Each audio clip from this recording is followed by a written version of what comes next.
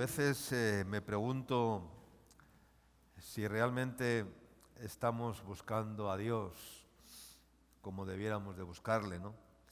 Vivimos tiempos en los cuales, lamentablemente, hay un cristianismo muy falto de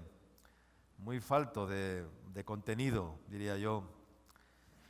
Durante los 3 primeros siglos de la historia, el Imperio Romano estuvo, pues como la mayoría sabemos, persiguiendo a los cristianos, llegando a matar aproximadamente a 2 millones de personas que profesaban una fe cristiana y que confesaban la fe en Cristo, ¿no? Que eran cristianos. Unos fueron aserrados, otros fueron pues echados a los leones, otros fueron ahorcados, otros fueron matados a filo de espada, tantas cosas, ¿no? Hoy en día, o en ese tiempo, ¿no? Los cristianos eran perseguidos porque se congregaban. Hoy en día hay que perseguir a los cristianos para que se congreguen. Qué diferencia, ¿no? Qué gran diferencia. Antes los mataban y eran perseguidos porque anhelaban reunirse, buscaban reunirse, querían reunirse, hacían todo lo posible por reunirse y por ese motivo los perseguían y los mataban. Hoy en día hay que perseguir a los cristianos para que se congreguen, ¿no? Qué paradoja, qué diferencia. Por eso yo te pregunto hoy, ¿qué es lo que deseas? ¿Qué es lo que quieres vivir en tu vida cristiana? ¿Religión o vida? ¿Agua o vino? Hay muchas personas que solamente han recibido el agua de la palabra, pero no tienen vino, les falta el vino del Espíritu Santo. El primer milagro que hizo Jesús fue cambiar precisamente el agua en vino en unas bodas, ¿no? ¿Usted qué desea? ¿Tener toda la vida o toda su vida vivir con la vasija llena de agua solamente, o que se produzca el milagro de que ese agua, esa palabra, esa letra que aparentemente es buena, porque la palabra en sí es buena, la letra sí es la palabra, pero la letra mata, dice la Escritura, el Espíritu vivifica, y esa letra, si no es vivificada, mata y se hace infructuosa en muchas vidas, o que, sin en cambio, sea transformada en vino, para que ese vino te lleve a vivir en santidad, a vivir comprometido con el Señor, a vivir disfrutando del Señor, deleitándote en el Señor cada día de tu vida, poniendo a Dios lo primero, deseando a Dios lo primero, en intimidad con Él, con el Señor todos los días. Yo quiero vino, yo no quiero agua. Abunda religión, pero falta vida. Y lo que hace falta es vida y ver la gloria de Dios. La gloria que me diste, dice, yo les he dado, dijo Jesús. Uno de los caballos que narra el Apocalipsis es la destrucción de los recursos naturales, lo cual estamos viendo y lo vamos a ver cada vez más. El mundo, la tierra se está autodestruyendo, ¿verdad? El deseo vorágine y exterminador del capitalismo agresivo y de los hombres más ricos de este mundo, de este planeta, y todo lo que se ha generado, pues han extralimitado la producción de la tierra en todas las áreas, no solamente en la extracción de petróleo, en la extracción de otro tipo de cosas, de riquezas de la tierra. Y la tierra, no cabe duda que el cambio climático y todo lo que estamos viendo en este tiempo, la tierra se está autodestruyendo. Y vienen pues cosas sin precedentes, y uno de esos caballos es la destrucción de los recursos naturales, ¿no? Y eso es un precedente ¿de qué? Pues de hambruna feroz, por falta de falta de alimentos, ¿no?, para comer, porque ¿cómo se podrá sobrevivir sin comida, ¿no?, o sin agua? Dice Apocalipsis capítulo 6, versículos 5 y 6. Vamos a leer. Dice: cuando abrió el tercer sello, oí al tercer ser viviente que decía: ven y mira. Y miré, y aquí un caballo negro, y el que lo montaba tenía una balanza en su mano. Y oí una gran voz de en medio de los 4 seres vivientes que decía: 2 libras de trigo por 1 denario, y 6 libras de cebada por 1 denario, pero no dañes ni el vino ni el aceite. Que el Señor bendiga su palabra. Aquí dice algo muy importante y trascendente. Dice: pero no dañes el vino y no dañes el aceite. Porque el aceite y el vino, hermanos, son los elementos que nos van a preservar hasta el final de los tiempos.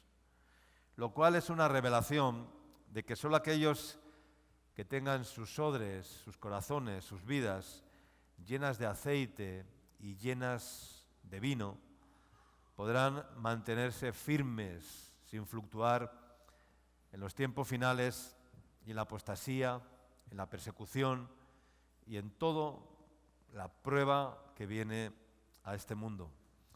Porque el aceite sabemos que tiene una gran fuerza, es impermeable. No pueden entrar las bacterias donde hay aceite, ¿no?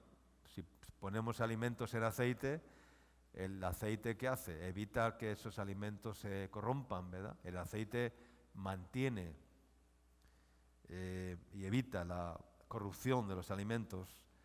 Y por lo tanto no puede ser corrompido todo aquello que está lleno de aceite. ¿Cuál fue el asunto o qué ocurrió en la parábola o qué pasó con las vírgenes insensatas? Que no tenían aceite en sus lámparas. ¿Cuál fue el asunto en las bodas de Caná? Que no tenían vino. Las vírgenes no tenían aceite, en las bodas de Caná no había vino. Vamos a leer Juan capítulo 2, versículos del 1 al 11. Juan capítulo 2, versículos del 1 al 11.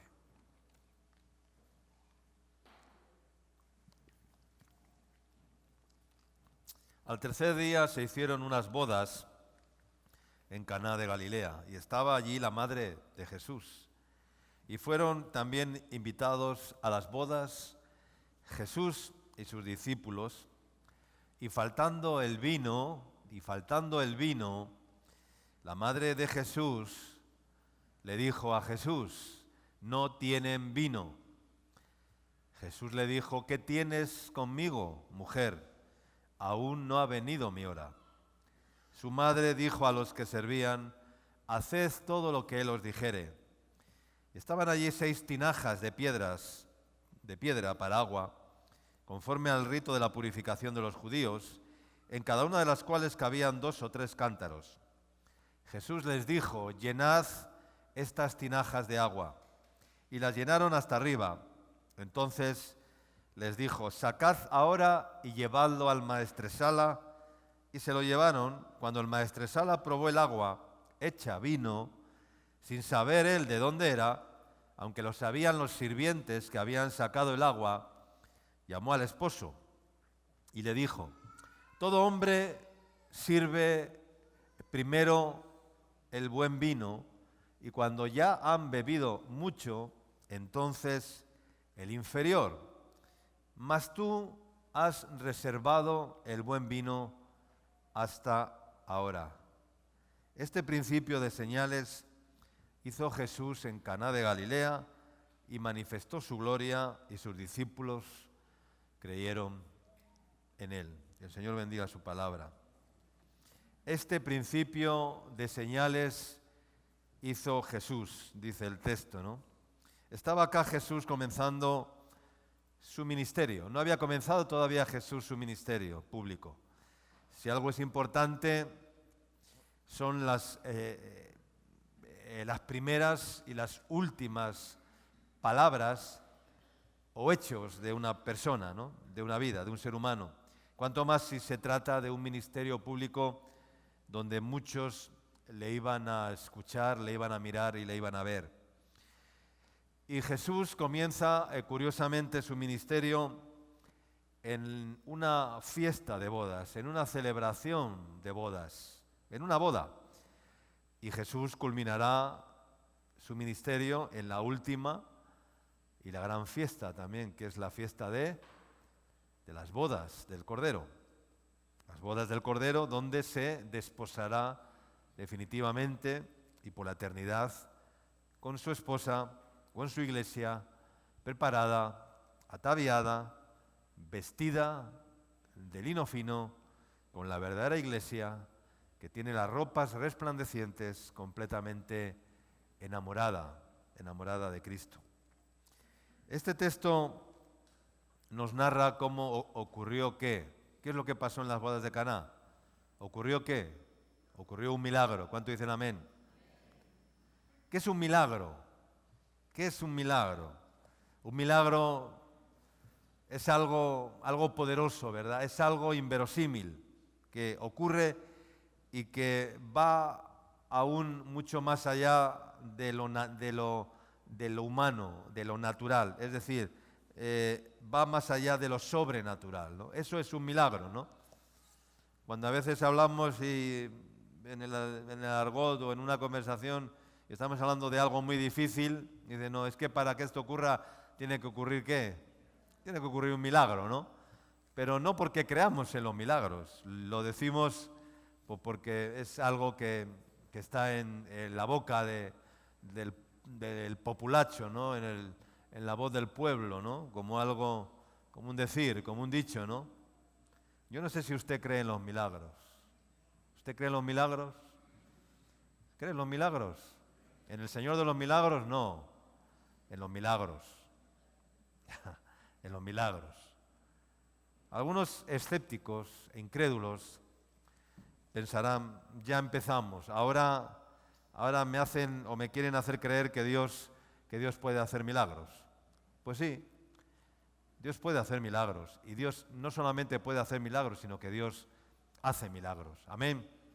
Dios es un Dios de milagros. Amén. Yo creo que Dios hace milagros.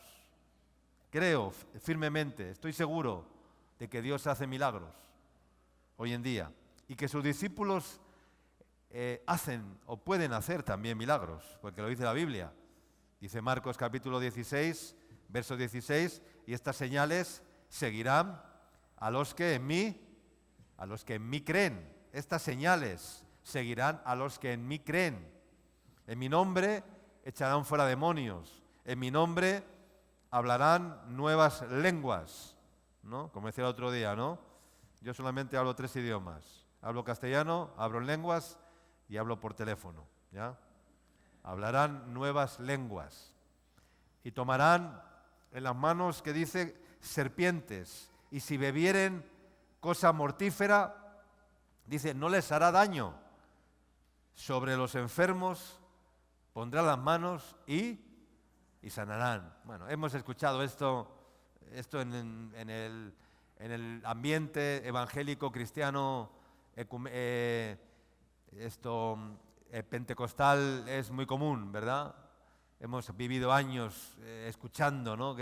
Y poniendo las manos sobre los enfermos y hablando en lenguas y orando por el bautismo del Espíritu Santo y bueno, pero me parece como que esto ya como que estamos en otros tiempos, en el posmodernismo evangélico, y ya cada vez se predica menos del Espíritu Santo, se predica menos de los milagros, se predica menos de los señales, se predica menos y solamente pues se predica de un Dios bueno, de que un Dios amoroso, de un Dios perdonador, de un Dios y poco más, ¿no? Y todo light y todo muy, muy suave y todo muy bien para que la gente escuche sin incomodar a nadie y todo esto, ¿no?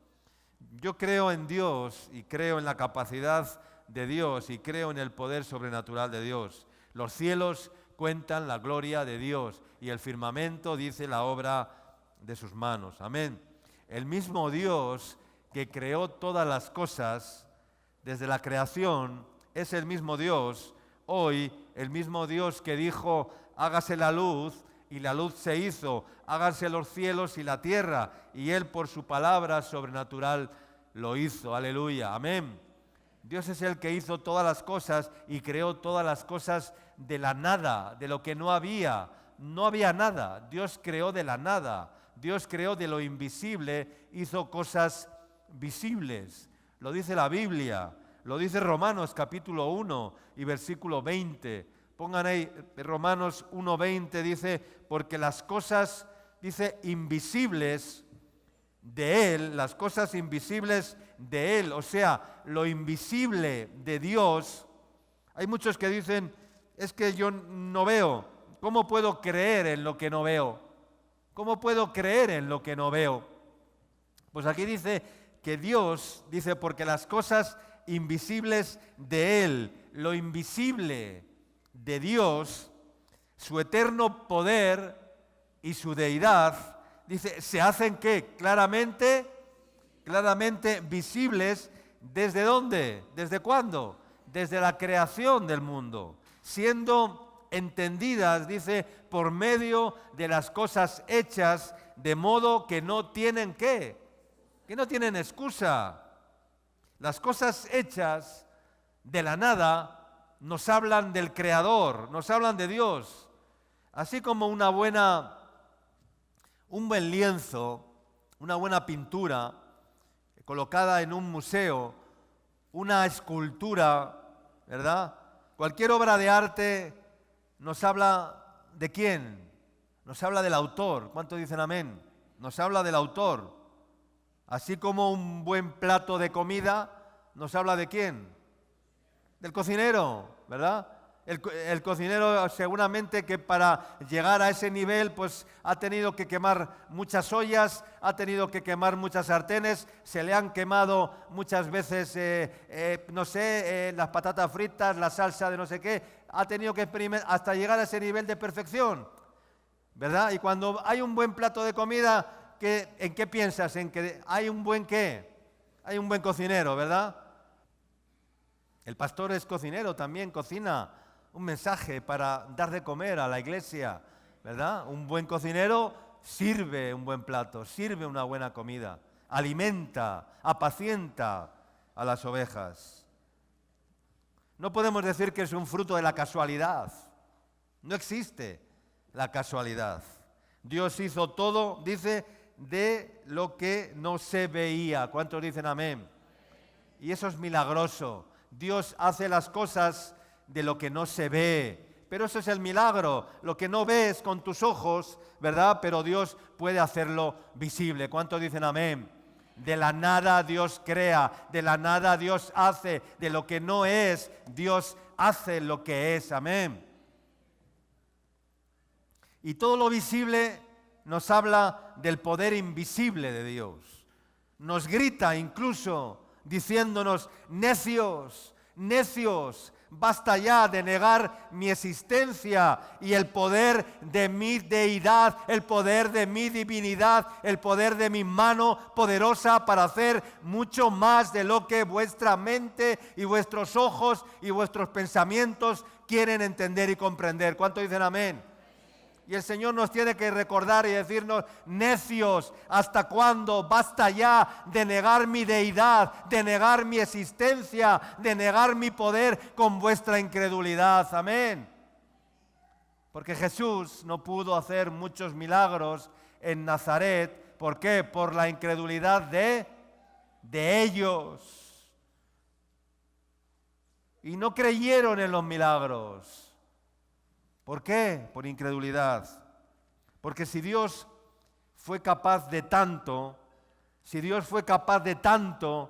¿cómo no podrá Dios transformar también tu vida, hermano y hermana? ¿Cómo no podrá Dios hacer de tu vida una vida que honre a Dios, que viva por y para Dios y que desee cada día agradar a Dios con toda tu alma, con toda tu mente y con todas tus fuerzas? ¿No podrá Dios hacer un milagro también en tu vida? Claro que sí. Si pudo transformar el agua en vino, ¿no podrá hacerlo hoy también en tu vida? ¿No podrá Dios? ¿Puede Dios o no puede Dios? Pero dice el verso 28 del mismo capítulo 1 de Romanos, Dice, y como ellos, dice el verso 28, dice, no aprobaron tener en cuenta a Dios. Ese es el problema, que no aprobaron tener en cuenta a Dios. El problema es que muchos no aprueban tener en cuenta a Dios en sus vidas. No miden sus decisiones, no miden sus acciones. Antes de hacer algo, hermano, piensa en cómo Dios haría, en qué Dios haría, porque entonces te evitarías muchos problemas. Pero no aprobamos tener en cuenta a Dios. Creemos en nosotros mismos. Como no aprobaron tener en cuenta a Dios, dice que Dios les entregó ¿a qué? A una mente ¿qué? A una mente retorcida, a una mente reprobada. ¿Para hacer qué? Cosas que no convienen. Cuando no tienes en cuenta a Dios, ¿qué haces? Haces cosas que no convienen. O sea, cuando alguien hace una cosa que no conviene, es porque no ha tenido en cuenta a Dios, hermano. Yo lo tengo muy claro. No es una casualidad. Cuando alguien hace cosas que no convienen, es porque no ha tenido en cuenta a Dios, porque ha desobedecido a Dios, porque no ha considerado a Dios, porque no se ha parado un momento delante de Dios, se ha puesto de rodillas o se ha sentado y ha mirado al cielo y ha dicho, Dios, háblame, muéstrame, dime qué tengo que hacer, Señor.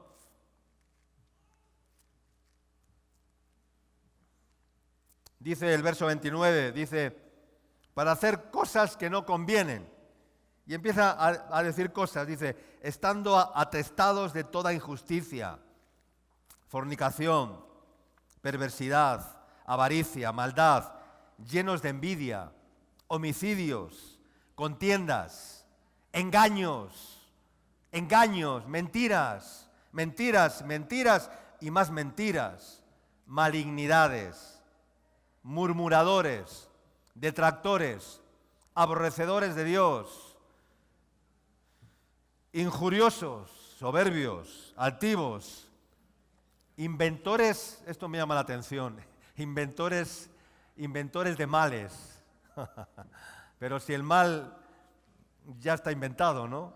Pero aquí dice inventores de males, o sea, redundan sobre el mal que ya está inventado, porque ¿quién creó el mal?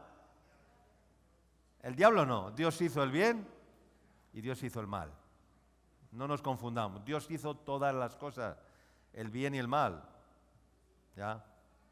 Dios permite el mal, ¿verdad? Para que, bueno, cada cual en su libre albedrío entre, ¿no? Dice la Biblia, no seas vencido de lo malo, sino vence con el bien el mal. Inventores de males.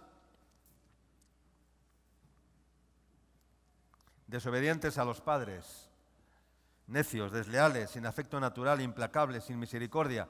Dice, quienes habiendo entendido el juicio de Dios, que los que practican tales cosas son dignos de muerte, no solo las hacen, sino que también se complacen con lo que las practican. No solamente las hacen, sino que también se complacen con aquellos que las practican, porque dicen, mira, ya somos dos haciendo el mismo mal. Y eso les llena y dice, ya no soy yo solo, ya somos más. Se están añadiendo más al grupo para hacer lo malo. Qué bueno, qué bueno, ¿verdad? Hermanos, pero el verso 28 dice, como no aprobaron tener en cuenta a Dios para hacer cosas que no convienen. Pero vayamos al texto de Juan. Dice el verso 3, y faltando el vino, la madre de Jesús le dijo, no tienen vino. Le dijo la madre de Jesús a Jesús, no tienen vino. Yo a veces siento este mismo deseo que tuvo la madre de Jesús, de ir a Jesús, de ir al Señor y decirle lo mismo que le dijo su madre a Jesús con respecto de la iglesia. Decirle, Señor, no tienen vino, solo tienen agua, Señor. Haz el milagro, cambia el agua en vino, Señor. No tienen vino, solo tienen agua. ¿Te imaginas una fiesta de bodas sin vino. Parece ser que la madre de Jesús tenía cierta responsabilidad en la boda. Ella va enseguida y le dice a Jesús, ¿no?, que no tenían vino. En una boda hebrea, judía, era una vergüenza para ellos, para todos los invitados, el que no sirvieran vino o el que no sirvan vino. En una fiesta de bodas el vino era esencial, es esencial. Los rabinos tenían un dicho que decían: sin vino no puede haber alegría, pero no porque se emborracharan, porque un judío no se emborracha en una boda. En los peruanos sí nos emborrachamos en las bodas, los judíos no, beben para alegrarse, pero no beben para emborracharse. Hay una gran diferencia entre beber para alegrarse o beber para emborracharse. La mayoría beben ¿para qué? Para emborracharse, no para alegrarse. Hasta para beber hay que tener sabiduría. Escúcheme bien.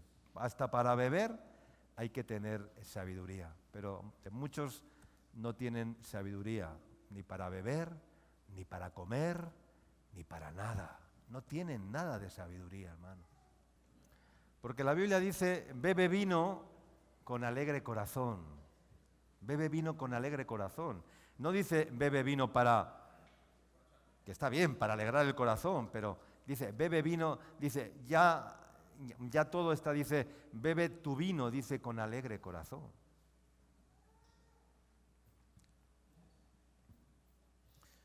No para quitar las penas, ¿no? A muchos le dicen, no, el quitapenas, ¿no? El quitapenas, ¿no? Para olvidarme de los problemas. Luego a la mañana siguiente vas a tener muchos problemas más. Versos 4 y 5 y 6 dice: Jesús le dijo: ¿qué tienes conmigo, mujer? Aún no ha venido mi hora. Su madre dijo a los que servían: haced todo lo que él os dijere. Y estaban allí 6 tinajas de piedra para agua, conforme al rito de la purificación de los judíos, en cada una de las cuales cabían 2 a 3 cántaros. El agua, hermanos, el agua tiene varias características. El agua es inodora, el agua es incolora y el agua es insabora. Es decir, no tiene olor, no tiene color y no tiene ¿qué? No tiene sabor. Incolora porque es transparente. Inodora porque no huele a nada, si es que no está no putrefacta. E insabora porque no sabe a nada. Su fórmula química, ¿cuál es? H2O, lo cual significa que está formada por 2 átomos de hidrógeno y un átomo de oxígeno. Ya veo que les gustan las ciencias químicas más que las letras, ¿verdad? Más que las letras. ¿A cuánto les gusta la química más que las ciencias? ¿Verdad? Cuando vas a la universidad te dicen: ¿qué quieres? ¿Ciencias o letras? ¿Verdad? Y hay que escoger entre las 2 ramas, ¿verdad? Yo ni una ni otra, porque no llegué. Yo estudié la teocracia, la Universidad del Cielo, y me ha ido bien, me ha ido muy bien. Yo sé que muchas personas en algún momento de su vida, y quizás estés hoy aquí pensando y sintiendo hace tiempo, mi vida ha venido a ser como ese agua, incolora, sin color, insabora, sin sabor, es insípida, ¿verdad? Qué triste es tener una vida así, hermanos. ¿Y cuántas veces te habrás de repente acostado en tu cama y has pensado: cuánto tiempo llevo viviendo una vida sin color, una vida sin sabor, ¿no? Sin color. Es frustrante. Ahí en España decimos, cuando alguien tiene mal humor y tiene mal... este es un desaborío. Se suele decir como este es un desaborido, este es un amargado, no tiene sabor. Porque la vida, hermano, la vida sin sabor no es nada. Sin Dios la vida no es nada, hermanos. El número 6, dice que había 6 tinajas de agua. El número 6 nos habla ¿de qué? De la imperfección. Es el número de la imperfección del ser humano, porque el siguiente es el 7, que es el número perfecto, uno de los números perfectos de Dios, el 7 y el 12. ¿Ya? Y más aún al certificar que las tinajas eran ¿de qué? Eran de piedra. Nos revela la dureza del corazón que invade a quienes no solo se encuentran atados por la imperfección humana, sino también endurecidos por el carácter religioso que producen las creencias dogmáticas que están vacías de la verdad eterna de Dios. Como hoy dicen muchos que la verdad es relativa. Una de las frases más polémicas del Papa emérito Benedicto XVI, Ratzinger, el que murió la semana pasada, llegó a decir que no existe la verdad absoluta, ¿no? que todo es relativo, que no existen verdades absolutas. Un papa, ¿verdad? Un hombre de la religión, un hombre que representó a la Iglesia católica en todo el mundo, llegó a decir que no existe la verdad absoluta, que todas las verdades o que las verdades son relativas. ¿Existe la verdad absoluta? ¿Existe la verdad absoluta? Yo soy, ¿quién? La verdad. ¿La verdad qué? La verdad absoluta, dijo Jesús. Porque después de mí y antes de mí, nada habrá. Amén. Nada habrá. Todas las cosas por Él subsisten y todo fue creado de la nada. Si existe la verdad. Y hermanos, el dilema de esas tinajas es profundo, ¿no? No solo estaban vacías de todo contenido útil, sino que eran de piedra rígida. Estaban vacías porque, tal como menciona el versículo, estaban ahí puestas para ser usadas, para cumplir con un rito religioso, el rito de la purificación. Esto nos habla de la vacuidad, del vacío que para ese momento y también para nuestros días significan los ritos, significan las costumbres, significa la religión, ¿verdad?, en relación con la verdad absoluta del Cordero de Dios que vino a quitar el pecado del mundo mediante el sacrificio en la cruz del Calvario. Amén. Aquellos ritos de purificación no eran suficientes para quitar definitivamente el pecado, simplemente eran un rito para lavar las manos, para entrar al templo, para lavar las manos, para sentarse a la mesa, para cumplir con un rito, pero eso no quitaba el pecado, para quitar el pecado tuvo que venir Cristo y el Cordero de Dios tuvo que ser sacrificado una sola vez y Jesús dijo, consumado es, y entonces el Cordero de Dios quitó el pecado del mundo, amén. Pero los ritos no quitan el pecado.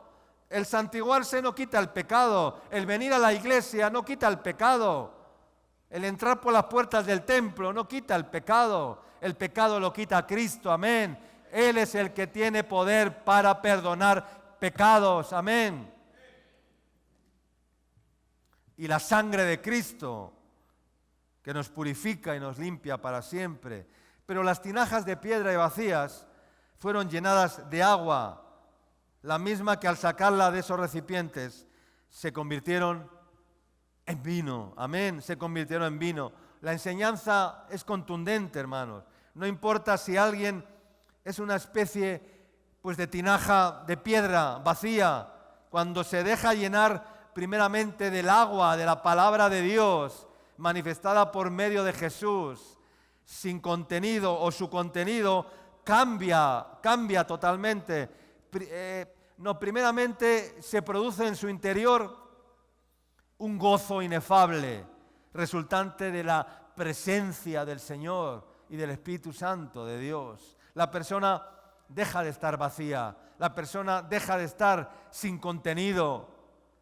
Y cuando alguien no tiene contenido, pues es una vasija vacía, hermanos, que se tiene que llenar de cualquier cosa, se tiene que llenar de lo que sea, tiene que buscar llenarse de lo que sea. Por eso, pues me tengo que emborrachar, me tengo que no sé qué, porque no tengo contenido, no tengo un contenido que me preserva la vida, y entonces no necesito hacer ciertas cosas porque estoy lleno, porque tengo un contenido que llena mi vida, que me complace, que me satisface y que es suficiente. Amén.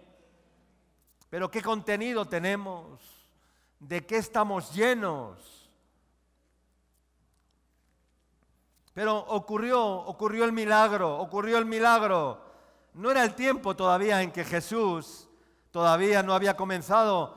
No era el tiempo de Jesús, porque Jesús todavía no había comenzado su ministerio. No era el tiempo todavía. Por eso le dijo Jesús a su madre, ¿qué le dijo? ¿Qué tienes conmigo, mujer? Porque aún no ha llegado, ¿qué? No ha llegado mi hora. La estaba diciendo a su madre, aún no es el tiempo, ¿no?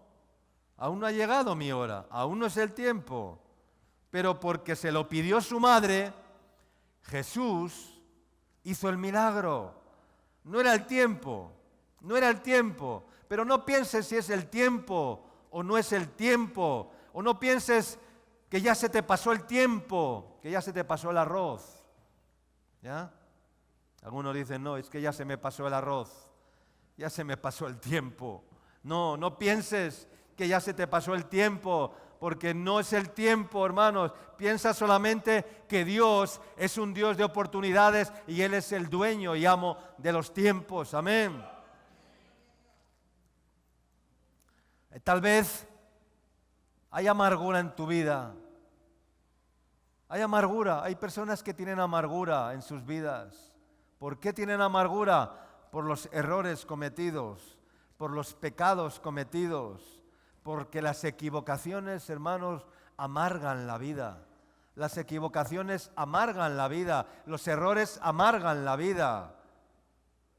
Y te preguntarás, ¿hasta cuándo? ¿Hasta cuándo voy a vivir así? Pues hasta hoy, hasta hoy. Hoy es el día, porque el mensaje dado por Dios en esta mañana no viene solamente para rellenar un espacio. No estamos rellenando un espacio. Hoy es domingo, día, ¿qué? Día 15 de diciembre.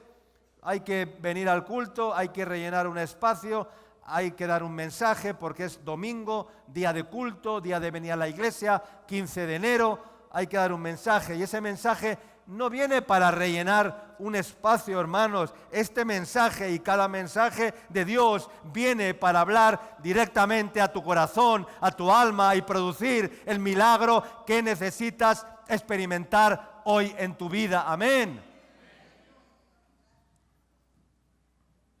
No es una casualidad que esté hablando de agua, que esté hablando de vino, que esté hablando de milagros. No es una casualidad. Tal vez hay culpabilidad en tu vida, amargura, culpabilidad. ¿Y cómo atormenta la culpa? ¿Cómo atormenta la culpa?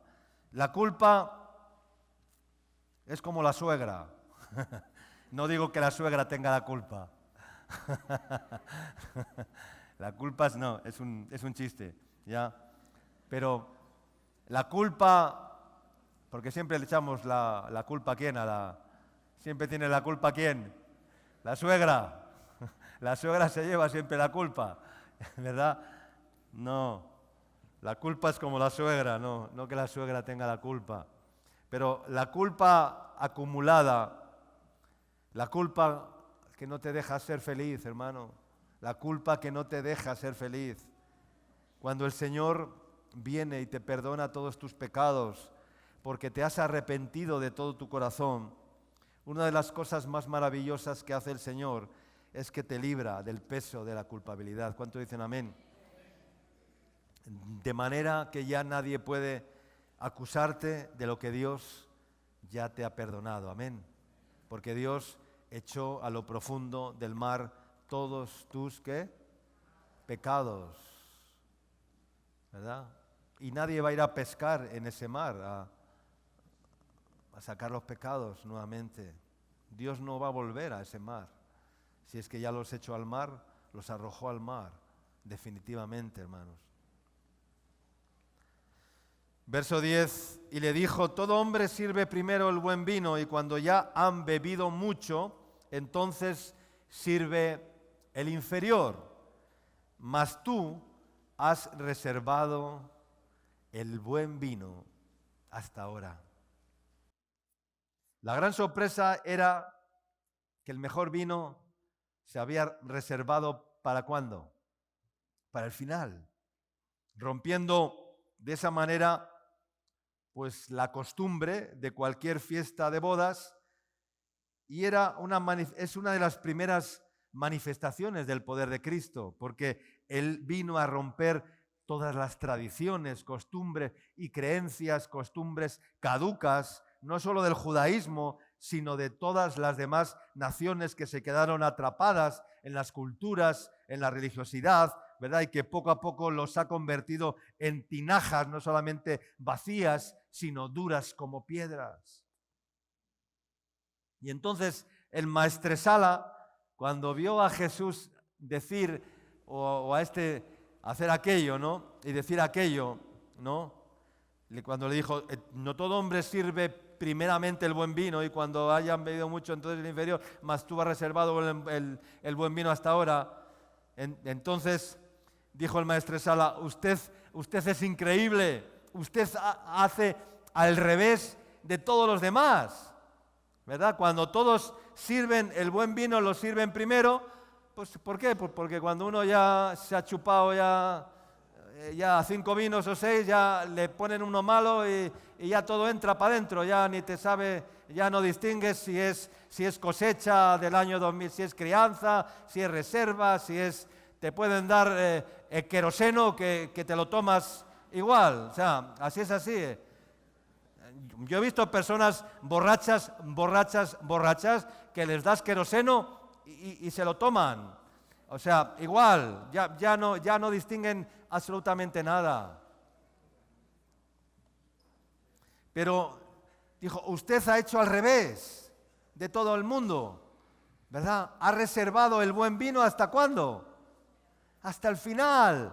Ha reservado el mejor vino hasta el final. Porque eso es la vida que Jesús quiere darte, hermano, el mejor vino para el final, la mejor vida, mucho mejor que lo anterior, no importando las circunstancias y no importando nada, el mejor vino. ¿Cuántos dicen amén? Y Él ha reservado el mejor vino para ti y para mí, amén, aleluya. Pero ¿de qué vino estamos bebiendo, hermanos? ¿De qué vino estamos bebiendo? ¿Con qué nos estamos llenando como creyentes en este tiempo? La iglesia está bebiendo de un vino equivocado y cada vez más que nunca del vino del conocimiento, del vino de la teoría, del vino de la religiosidad, de la distracción, del vino de la teología, del buenismo y de que todo, o sea, vinos caducados, vinos caducos, vinos que no tienen fuerza ninguna. Y muchas veces la rutina nos invade y más de lo mismo, y por eso decía que ahora hay que perseguir a los cristianos para que vengan a la iglesia, porque están llenos de rutina en sus vidas y no tienen alicientes, no tienen visión, no tienen proyectos de vida, no tienen un hambre de Dios en sus corazones. Y parece que vamos a la iglesia en busca de algo nuevo y convocas una reunión de no sé qué y no viene nadie, y haces una vigilia y no viene nadie, y haces únicamente el domingo y con las justas, el domingo y con las justas, ¿verdad? Y así no, hermanos, así no. Sabemos que tendremos que dar cuentas de lo que hayamos hecho. Muchos pensarán que sus calificaciones van a ser altas porque participaron de muchos cultos, de muchas reuniones, de muchas actividades, de muchos actos de evangelismo, de culto, de religión, o que predicaron mucho, y eso no te va a calificar. Esa no es la buena calificación. Hermanos, lo más importante que busca Dios de nosotros es la calidad de nuestro corazón, es la calidad de nuestra relación con Él. ¿Cuántos dicen amén? ¿Cómo es tu relación con Dios? ¿Cómo es tu relación con Dios? ¿De qué calidad es tu relación con Dios? ¿Qué comunión tengo con el Espíritu Santo? Es decir, ¿qué está ocurriendo en lo más íntimo de mi ser? Y ese vino es el mejor vino, es el vino de la intimidad. ¿Cuántos dicen amén? El vino de la intimidad, porque estamos hablando de una boda, estamos hablando de una boda, y en una boda los actores principales, ¿quiénes son? Son los novios. Son dos personas que tienen que estar, ¿qué? Enamoradas. ¿Cuántos dicen amén? Enamoradas. No enamoradas. Enamoradas, que se van a encontrar al final de la fiesta de bodas, cuando toda la celebración haya pasado, cuando toda la gente se haya marchado, cuando algunos hayan tenido que salir arrastrados de la fiesta porque no podían ni caminar, y hayan apagado todas las luces y todo el ruido y toda la música y todos los platos y todas las copas y toda la celebración y todo eso, ¿verdad? Cuando todos los convidados se hayan ido, únicamente quedarán ¿quién? Los dos enamorados. Y entonces tendrán ¿qué? Intimidad. Eso es una boda. Eso es una boda. Y así será nuestro encuentro con el Señor en las bodas del Cordero. Amén. Cuando todo haya ya pasado, cuando ya los tiempos se hayan cumplido, cuando todo se haya hecho, cuando ya estemos preparados, cuando no haya mancha ni culpa en nuestras vidas, cuando nuestras ropas estén lavadas, cuando tengamos las ropas sin mancha y sin arrugas, entonces todo pasará, y entonces ahora el Señor dirá: ahora sí, venid, benditos de mi Padre, entrad en el gozo de vuestro Señor, porque la iglesia está ataviada, porque la esposa se ha preparado. Amén. Pero la esposa no está preparada. La iglesia no está preparada. La iglesia está con muchas manchas y con infinidad de arrugas. Y es una figura de la novia enamorada del amado, deseosa de estar a solas con él. Entonces, hermanos, el mejor vino es el tiempo que pasamos en intimidad con el Señor. Amén. ¿Cuál es la calidad de tu relación con Dios? Salmos 51, versículo 6, dice: tú amas, ¿qué? La verdad en lo íntimo, en lo secreto, me has hecho comprender sabiduría. Amén. Tú amas la verdad en lo íntimo, tú amas la verdad en lo íntimo, en lo secreto. Tú amas la verdad en lo íntimo y en lo secreto, hermanos, me has hecho comprender sabiduría. Esta es una hora profética para la iglesia. Ahora lo tenemos todo. Tenemos libertad de culto, tenemos templos, tenemos denominaciones, iglesias, libertad de expresión, libertad religiosa, podemos predicar, tenemos pastores, tenemos siervos que nos guían, tenemos la Biblia, tenemos, ¿verdad? Tenemos libertad, tenemos iglesias, ministerios, escenografía, edificios, locales de culto, pero como lo tenemos todo, parece que eso es lo que llena y satisface, y en medio de todas esas herramientas y accesorios nos movemos. Pero déjame decirte que aunque tenemos todo eso, muchas veces nos falta lo más importante, hermanos. Nos falta lo más importante, que es la presencia de Dios. Yo cuando me convertí no teníamos nada, hermano. Yo me convertí en una llanura, tocando una guitarra, ¿verdad? Sin sonido, sin nada. Hermanos que amaban al Señor, que me contagiaron, que me predicaron, y ahí me convertí al Señor y tuve mi bautismo con el Espíritu Santo. Ahí tuve mi encuentro con el Señor. no fue en la iglesia, no fue en el ruido, no fue en la escenografía, no fue en nada de eso, hermano, fue en la intimidad con el Señor. Yo me iba solo, salía de la casa, del centro de rehabilitación, vivíamos en un monte donde podíamos caminar, me iba solo a 500 metros, caminaba y allí me sentaba solo, miraba al cielo y me ponía a invocar al Señor y a cantarle al Señor, porque empezaba a dar mis primeros pasitos con la guitarra también, y allí tenía comunión con el Señor, y el ángel del Señor me visitaba, amén, y el ángel del Señor venía a mi vida en intimidad, y ahí el Señor me enseñó a tener esa calidad de relación con Dios y a buscar esa calidad de vida íntima con el Señor. Dice Salmos 118, versículos 15 al 17, dice, voz de júbilo y de salvación. ¿Hay en dónde? En la tienda de ¿qué? ¿Qué es la tienda? La tienda, que es un lugar de ¿qué? De intimidad.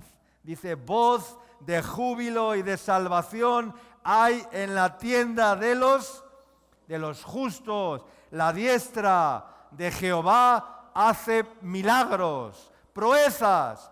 Proezas son milagros, son hazañas, son milagros. La diestra de Jehová es sublime. La diestra de Jehová hace valentías. Amén.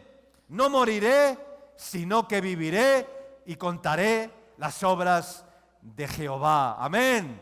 Aleluya. Esto es una canción que se canta en la iglesia, ¿no? Voz de júbilo y de salvación hay en las tiendas de los justos. Voz de júbilo, voz de alegría. Dice, hay gran voz de júbilo y de salvación, dice la canción, ¿no? No dice hay voz, dice hay gran voz, hay gran, no solo voz, dice hay gran voz, no solamente hay voz, hay gran voz, grande voz de júbilo y de salvación en las tiendas de los justos, amén, de los que aman al Señor, en las tiendas de los justos hay gran voz de júbilo y de salvación. No en todos hay esa voz de júbilo y de salvación, en las tiendas de los justos, amén, en las tiendas de los justos, en las moradas de los justos hay voz de júbilo y de salvación, aleluya.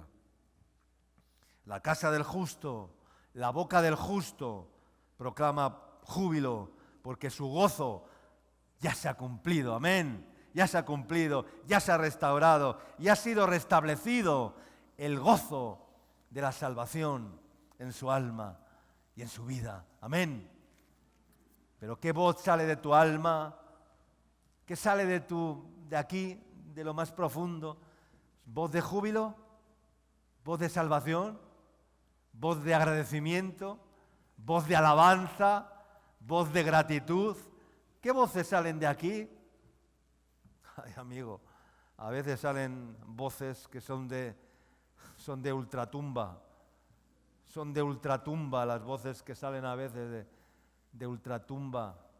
No sale voz de júbilo, porque no es una tienda donde habita el justo, el Señor.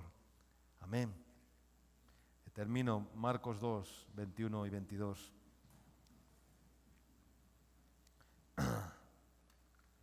Nadie pone remiendo de paño nuevo en vestido viejo. De otra manera, el mismo remiendo nuevo tira de lo viejo y se hace peor la rotura. Y nadie echa vino en odres viejos. De otra manera, el vino nuevo rompe los odres y el vino se derrama y los odres se pierden. Tú y yo somos odres, somos vasijas, somos vasos que tenemos un contenido, que tenemos que tener un contenido. No sé lo que llena tu odre, cuál es el contenido, pero de la abundancia del corazón habla la boca, de la abundancia del corazón actúas, ¿verdad? Habla la boca y actúas y haces, de la abundancia del corazón, de lo que contienes, porque somos lo que, no solamente lo que comemos, sino somos lo que contenemos, ¿no? Y lo que tenemos dentro, eso manifestamos, eso hablamos, eso hacemos, eso decimos, eso expresamos, eso transmitimos. Pero el vino nuevo, ¿qué dice? En odres, ¿qué? En odres nuevos se ha de echar, hermanos. El vino nuevo, Dios no va a derramar su vino en odres viejos, porque su vino es muy valioso, ¿verdad? Es el mejor vino. Él lo ha reservado hasta el final, pero es un gran reserva del año, ¿verdad? ¿Cuántos entienden de vinos aquí? Bueno, ustedes no son de mucho vino, ¿ya? Entienden un poquito, se toman el casillero del diablo ese y yo cuando me trae una botella del casillero ese, yo le digo, a mí no me hables del diablo vamos, ni me lo menciones, y mucho menos metido en una botella, por favor. El casillero del diablo. No tengo nada contra los vinos chilenos, ya, pero por si acaso, pero contra ese vino en concreto sí. Hay vinos chilenos que son buenos, pero bueno, a mí personalmente no me gustan porque tienen mucho cuerpo, ¿no? Y son excesivamente, ¿verdad? Pero no dejan de ser buenos algunos vinos chilenos. Pero el casillero del diablo, no, ese no. El vino nuevo se ha de echar en odres nuevos, amén. ¿Qué tipo de odre eres? ¿Qué vino quieres contener? Cada cual analice la palabra, ¿verdad? Ya saben ustedes que no soy muy pentecostal. Ahora voy a hacer un llamado, decir, vengan todos, vamos a recibir el vino nuevo, aquí, salgan aquí adelante, vamos a imponer las manos, vamos a orar por ustedes, va a haber un derramamiento aquí del Espíritu Santo. Y bueno, el derramamiento del Espíritu Santo no depende de venir aquí adelante, ni de que el pastor te ponga las manos, ni nada de eso. Depende de tu corazón y de tu relación con Dios, hermano. De tu intimidad con Dios, de la calidad de tu relación con Dios.